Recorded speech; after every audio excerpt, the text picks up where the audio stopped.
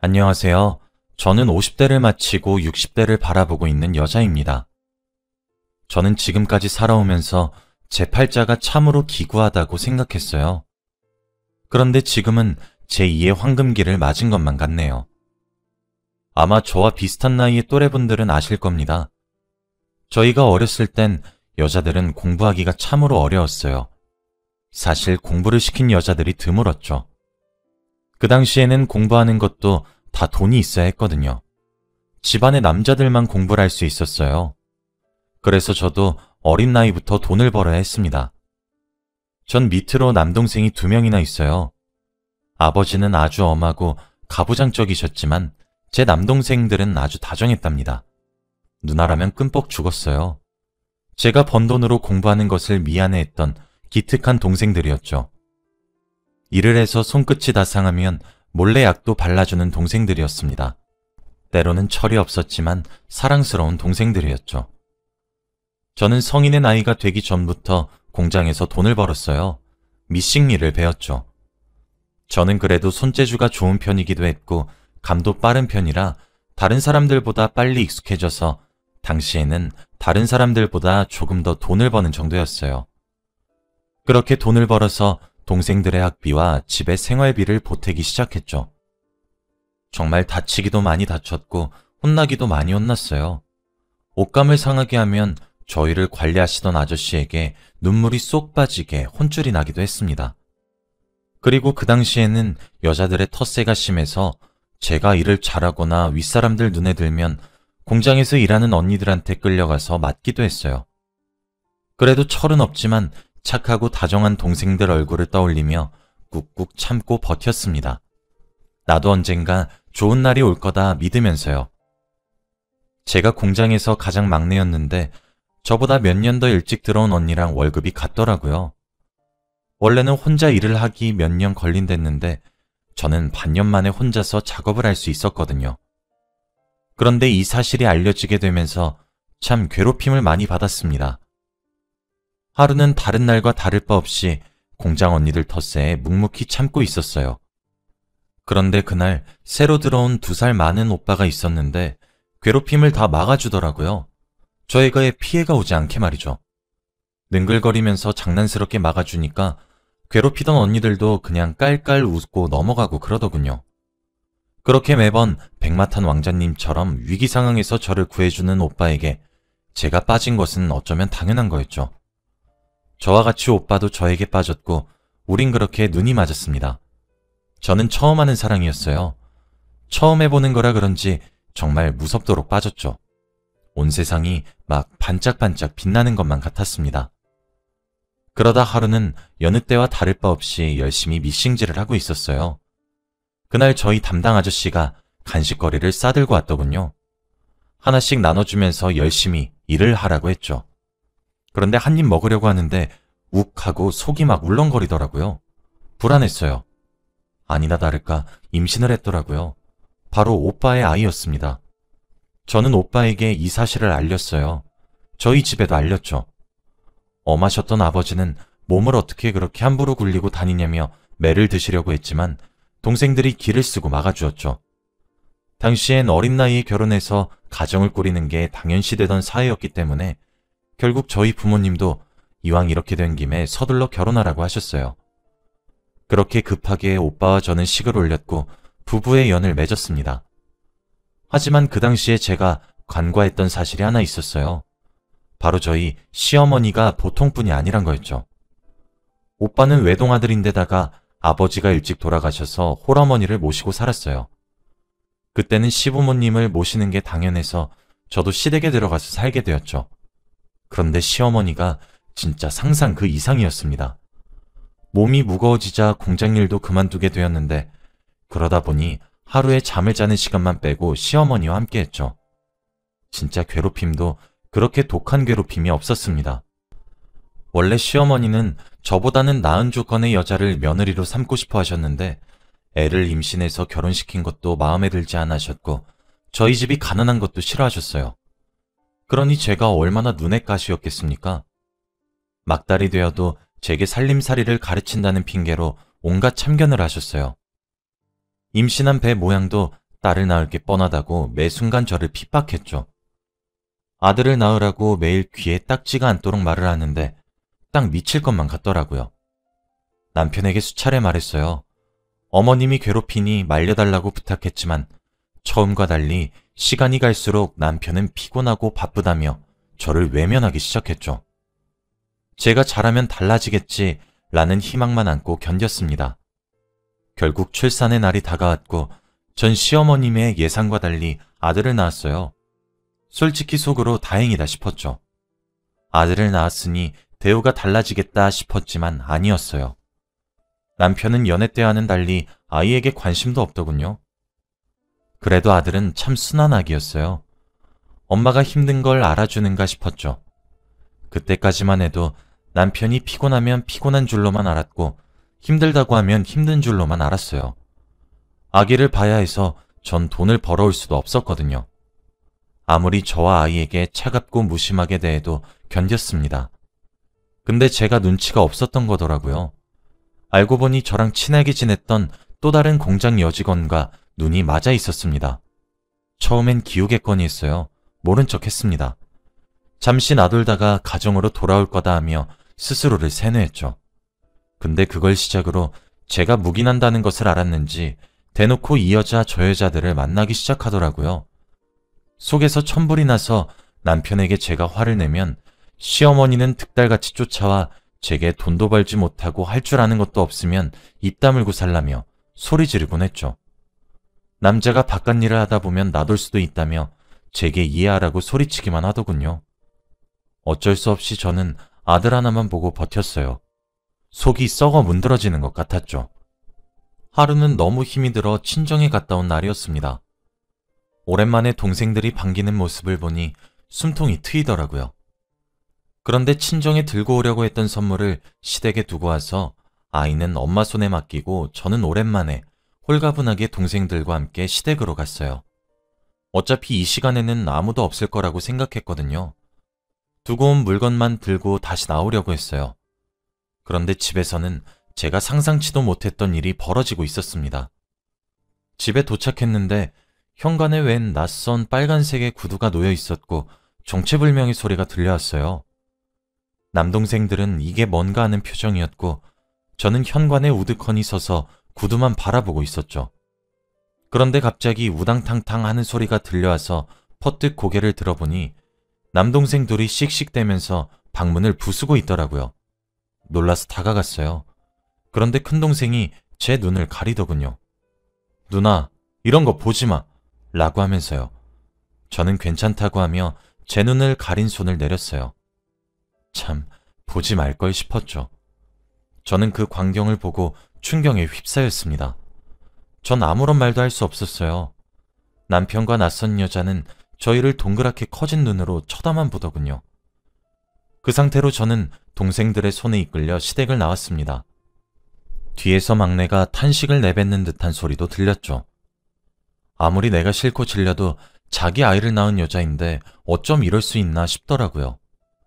내가 정말 못 배워서 이러는 건가 원망이 되었어요. 친정에서 숨을 돌리고 있었습니다. 사실 전 남편이 그렇게 제게 걸린 이후에 싹싹 빌러올 줄 알았어요. 그런데 그때부터 남편의 바람은 점점 대범해지더군요. 동생들은 이혼을 하라고 난리쳤지만 전 고개만 저을 뿐이었어요. 점점 피폐해져 갔죠. 아이의 울음소리도 지긋지긋할 정도였어요.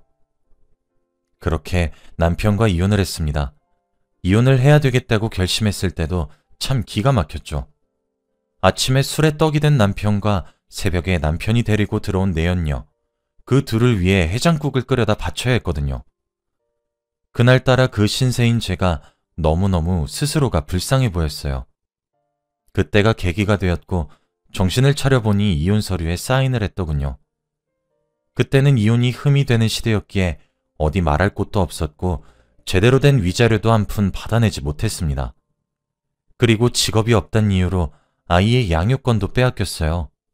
세상을 등지려고 얼마나 노력했는지 모릅니다. 남자한테 버림받아 배 아파 낳은 자식도 빼앗겨 내가 삶을 더 살아야 할 이유가 없더라고요. 생전 눈물 한 방울 흘리시지 않았던 아버지의 눈물과 어머니의 통곡, 그리고 남동생들의 애원에 마음을 다잡으려고 무던히 애썼습니다. 아이를 되찾겠다는 일념 하나로 정신을 차리고 일자리를 구했고 삶을 살아갔죠. 그 사이에 아이를 몇 번이나 찾아갔지만 시어머니와 남편의 횡포에 매번 문전박대를 당했어요. 하루는 어느 날과 다름없이 아이 얼굴 한번 보고 싶어서 시댁이 있는 동네로 찾아갔습니다. 자주 가던 슈퍼마켓 앞에 있는 의자에 앉아 숨을 돌리고 있었는데 주인 아주머니가 저를 알아보고 나오셨어요. 아니 세댁, 왜 이제 오는 거야? 큰일 났어. 세댁 아기 입양시켜서 보내버린다고 했었단 말이야. 라고 다급히 말씀하시는 거예요.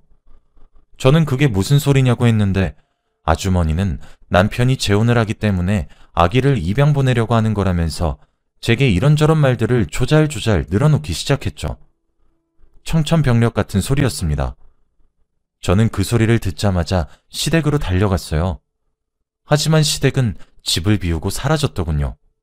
그렇게 모든 소식이 끊겼습니다.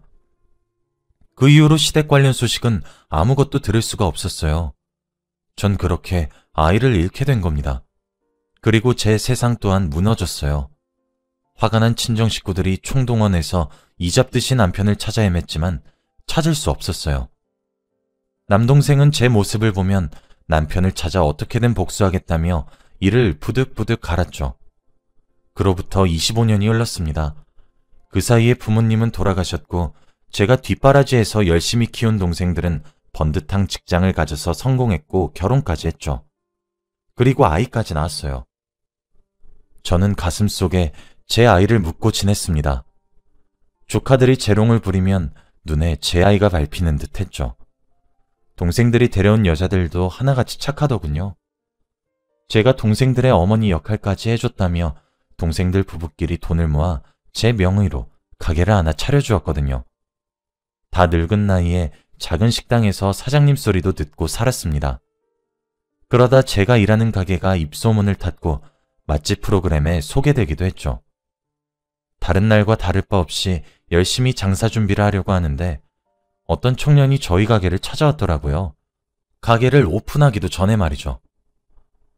아직 문 열려면 기다리셔야 되는데 안쪽에서 기다리실래요? 라는 제 말에 아무 말 없이 저를 물끄러미 쳐다만 보다가 밖으로 나가버렸어요.